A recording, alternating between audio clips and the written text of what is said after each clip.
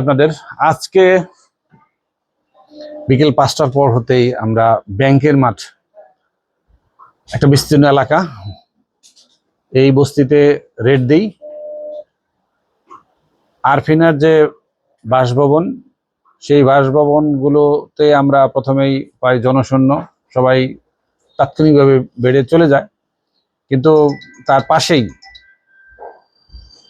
একটি কক্ষ, যেটি আরফিনার শ্বশুর আমির আলী আসেন এবং দাবি করেন তিনি ভাড়া দিয়েছেন।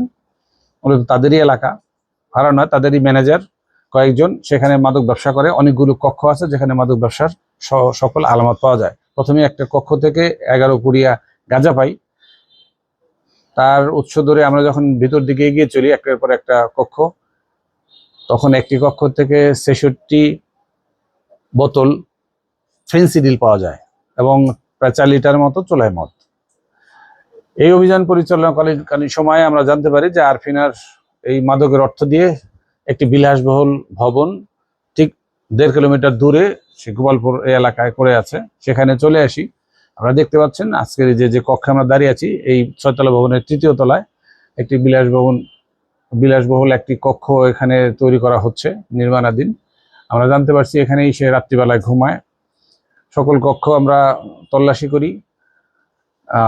কতগুলো ফ্ল্যাট এগুলো তালাবদ্ধ পাওয়া যায়। একটি ফ্ল্যাট তালাবদ্ধ অবস্থায় আমরা প্রবেশ করি, কিন্তু ভিতরে একটি মেয়েকে পাওয়া যায়, মাদক সেবনরত ছিল।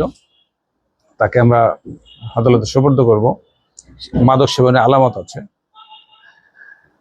এছাড়া অন্য একটি ফ্ল্যাটে আমরা যখন প্রবেশ করি, সেটি দেখতে পাই যে সিসি ক্যামেরা নিয়ন্ত্রিত, সব অগোছালো, প্রচুর সংখ্যক মোবাইলের পার্টস এবং 46টা মোবাইল উদ্ধার করা যায় সেখান থেকে, এবং আরো কিছু নিম্নমানের আলামত সেখানে পাওয়া যায়। অনেক নারীর ছবি সেখানে দেখা যায়। পুরোটাই যে ক্রাইম সিন, বোঝা যায় এটা একটা অপরাধ স্থল।